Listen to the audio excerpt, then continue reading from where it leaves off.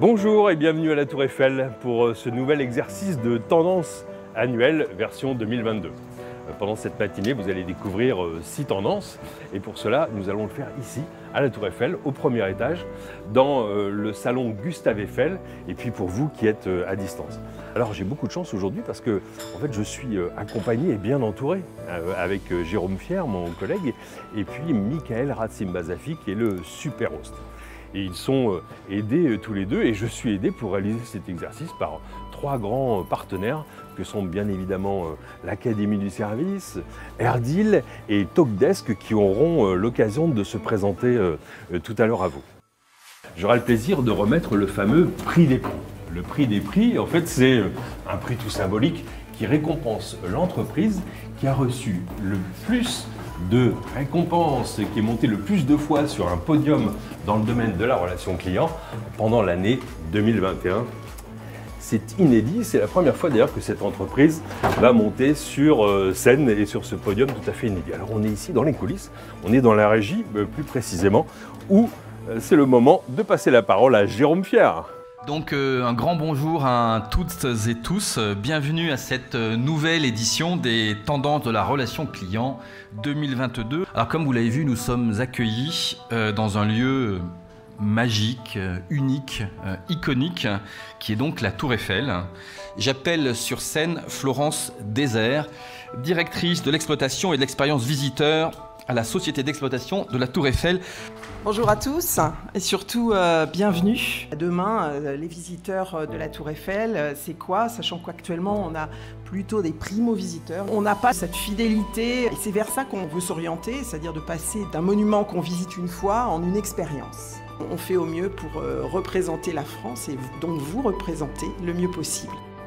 Alors pourquoi avoir choisi 6 tendances cette année, si spécifiques, en commençant par un client dit label, plus sensible à la transparence, aux informations complètes qui lui sont délivrées parce que le client reste tout de même défiant. Un client à la seconde, un client encore plus attentif aux engagements sur les délais en particulier, et ce, dans absolument tous les secteurs. Ensuite, un client que j'ai qualifié de rare, parce que le fait est que, non pas depuis 2 ans, depuis la crise, mais depuis bien avant, il y a une réelle désaffection pour les lieux d'exercice. Ça vaut pour l'automobile, ça vaut pour la grande distribution, ça vaut pour beaucoup d'enseignes, la banque ou l'assurance, qui voient leur lieu d'exercice dans le monde réel connaître une désaffection. Et d'où l'intérêt de réinvestir vraiment l'expérience en présentiel dans le monde réel. Le client sera perception. Parce que même si c'est pas nouveau de parler de perception avec dans le domaine de l'expérience client, aujourd'hui on voit que les entreprises sont tout de même encore très en retard par rapport à la collecte du feedback des clients. Elles sont encore beaucoup trop dans la production d'un service ou d'une qualité de service ou d'une expérience, un peu en checklist si je puis dire, plutôt que orientées vers la perception du client. Une autre tendance, c'est que le client sera convergent. Je parle de convergence parce qu'à l'origine, notre client, il est fractionné. C'est-à-dire qu'il fait appel au Digital Native Vertical Brand, les DNVB. Depuis, on pourrait dire, une trentaine d'années, a fait appel à des nouveaux acteurs qui sont arrivés, qui ont bousculé un peu les codes dans beaucoup de secteurs. Et aujourd'hui, eh bien, nous sommes dans la convergence.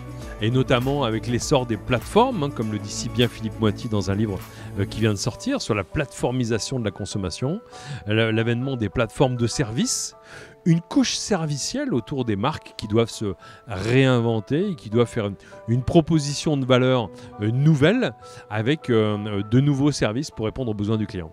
Et enfin, métavers comme univers, méta-univers, on n'est plus sur Internet, on est dans Internet. Donc il faut se préparer à cette nouvelle vie, ce nouvel Internet en 3D qui va arriver, je ne sais pas, dans 5 ans, dans 10 ans, dans 20 ans. En tout cas, d'ores et déjà, la technologie, elle est là. Il faut se préparer sur les contenus, il faut se préparer sur les interactions. Ça me semble le plus important. Nous allons maintenant donc passer à une séquence traditionnelle. Chaque année, tu remets le prix du prix, donc c'est-à-dire l'entreprise qui a reçu le plus de récompenses dans le domaine de la relation client. Donc vous avez compris, c'est un prix tout symbolique, mais qui est un prix quand même très significatif. Et je vais donc appeler la représentante de Total Énergie, Armelle Balanceux. Bonjour à tous, et avant de te répondre, je voulais dire quand même merci. C'est une récompense d'un travail de plusieurs années, hein. C'est un sujet au long cours qu'on travaille dans la durée, et donc c'est aussi ce qui explique qu'on récolte petit à petit les fruits. Et puis je dirais aussi que c'est grâce à l'envie et l'ardeur des équipes dynamiques, engagées, agiles, qui ne ménagent vraiment pas leur peine au service des clients. Celle sur les perceptions, parce que finalement, il revient sur quelque chose dont je pensais que c'était un peu la base, mais dont il était clair que c'était aujourd'hui peut-être pas encore suffisamment développé, qui est tout simplement de se mettre à l'écoute des clients. Thierry Spencer a eu l'acuité et la profondeur d'aller creuser le sujet, et ces remontées sont quand même très importantes, parce que sans la perception du client, au final, l'expérience n'y est pas. On voit qu'il y a encore des entreprises qui doutent de la valeur de ces messages clients, de ce qu'ils peuvent en tirer.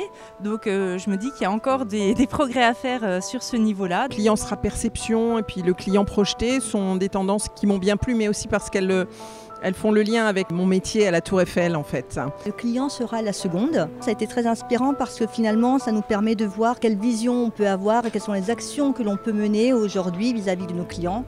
Je crois qu'on a du boulot. On voit bien qu'avec tout l'effet Covid, les gens se sont projetés peut-être à distance à travers le web, le digital, et que demain se transformer ou se projeter physiquement à travers des capteurs, des choses, c'est certainement l'avenir. En 2 heures, je crois que Thierry a fait le résumé de tout ce que l'on doit savoir. Et la façon dont Thierry présente les sujets qui sont extrêmement fouillés, avec de la data, avec des exemples, avec des histoires même. Ça nous permet d'avoir en quelque sorte un plan d'action et une vision pour l'année.